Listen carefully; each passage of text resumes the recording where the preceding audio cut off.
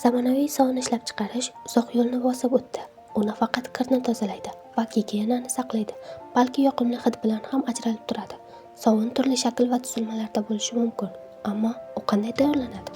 Sovun ishlab chiqarishning birinchi bosqichi mos o'simlik yog'larini tanlashdan boshlanadi. Yaqin o'tmishda sovun tayyorlashda so'yish korxonalarida olinadigan hayvon yog'i ishlatilgan, biroq tez orada u zaytun yog'i kabi o'simliklarga asoslangan yog'lar bilan almashtirildi. Bu nafaqat iflosliklarni kamaytiradi, balki teriga yumshoq va foydali sovunlar ishlab chiqarish imkonini beradi.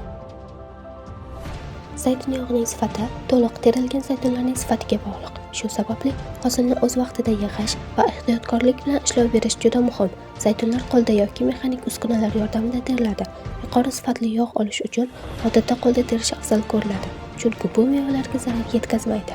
Hosil olingach, zaytunlar vibratsion elaklar yordamida barglar va boshqa chiqindilardan tozalanadi. Shundan so'ng ular maydalanadi. Bunda meva buziladi, yog' ajraladi. Ilgari buning uchun tosh tegirmonlar ishlatilgan bo'lsa, hozirda zanglamaydigan po'lat maydalagichlar yoki bolg'ali tegirmonlar ishlatiladi. Maydalangan zaytun massasi malaksatsiya jarayonidan o'tadi. Bu jarayonda zaytun pastasi aralashtiriladi va yo'g'riladi. Bu yog' tomchilarining yiriklashishiga va yog' ajralishiga osonlashtiradi. Shundan keyin sentrifuga yordamida yog' ajratiladi. Sentrifugada aylanish kuchi ta'sirida yog', suv va qattiq jismlar ajratiladi. Ajratilgan yog' filtrlash orqali qolgan zarrachalar va iflosliklardan tozalanadi. Endi bu yog' sovun ishlab chiqarishda ishlatilishga tayyor. Sovun tayyorlashda asosiy kimyoviy jarayon saponifikatsiya yoki sovun tayyorlanish deb ataladi. Bu jarayonda yog' kislotalari va moylar, ishqor, odatda natriy gidroksid bilan reaksiyaga kirishib, sovun va glitserin hosil qiladi.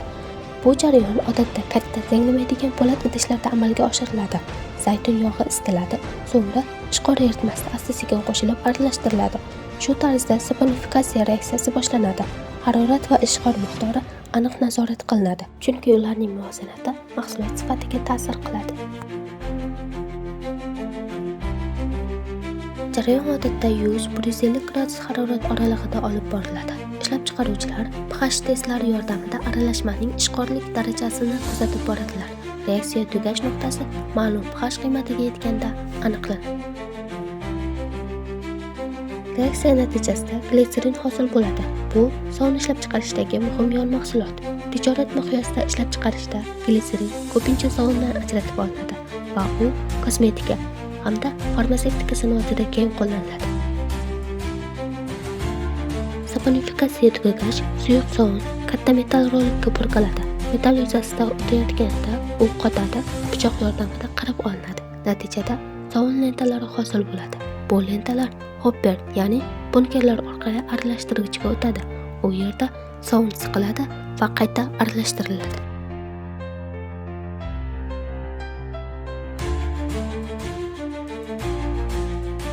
Keyin bu massa ekstruderda bataluvchi qurilmadan o'tkaziladi. U sovunni nudles, ya'ni sovun granulalari shaklida chiqaradi. So'ngra bu granulalar mikserga tushadi.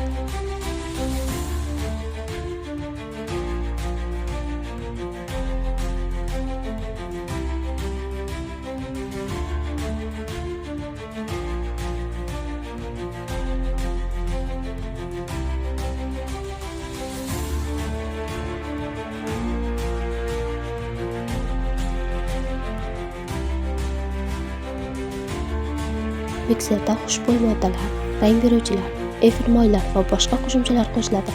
Ba'zan namlantiruvchi moddalar, tiniqlik beruvchi yog'lar yoki eksfoliantlar, teri tozalovchi zarrachalar ham qo'shiladi.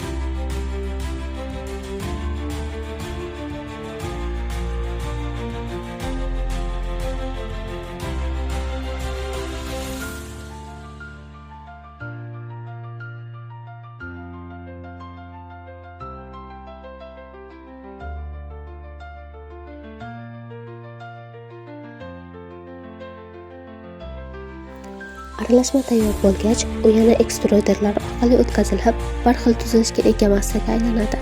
Keyin sovun kerakli shaklda, plitka, granulalar yoki boshqa shakllarda ekstruksiya qilinadi.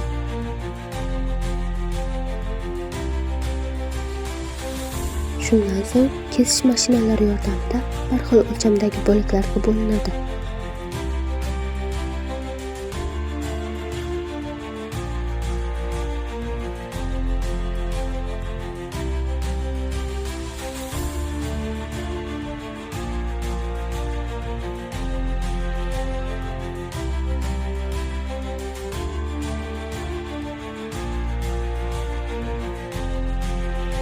Kesilgan sovunlar quritish xonasida yoki havoda quritiladi.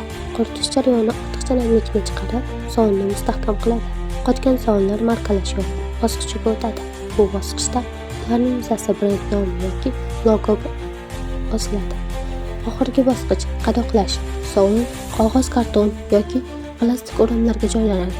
Qadoqlash nafaqat himoya, balki mahsulotni jozibali ko'rsatish va marketing maqsadida ham amalga oshiriladi. Barcha jarayon davomida sifat nazoratini olib boriladi. Sovunning pH darajasi, hid, tuzilma, gigiyenik xavfsizlik va standartlarga mosligi tekshiriladi.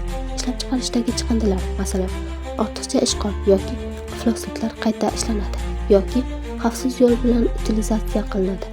Bu esa atrof-muhitni muhofaza qilish uchun muhimdir. Shunday qilib, daraxtdagi zaytundan boshlangan jarayon oxir-oqibat sizning vannaxonangizdagi sovungacha yetib keladi.